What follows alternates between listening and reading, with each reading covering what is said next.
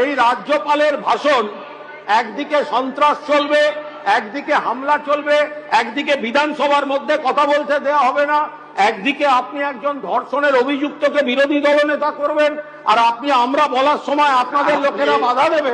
এটা কি করে চলবে? আপনাকে কি করে চলবে? সময় দেওয়া হয়েছে। আপনি অনৈতিকভাবে করেছেন, আপনি অনৈতিকভাবে করেছেন। এই বসো, তোমায় বলিনি, তুমি বসো।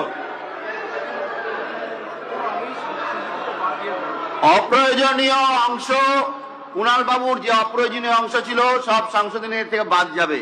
প্লিজ এবার বসুন, আপনার টাইম পার হয়ে গেছে। আপনাদের অর্ধেক বলতেই দেয়নি, অনেক সময় পেয়েছেন, আপনাকে বলতেই দেয় না। আর না, আপনি 5 বছর করবেন। আপনার বক্তব্য আমরা 5 বছর শুনবো। কনক্লুডটা করতে দিন।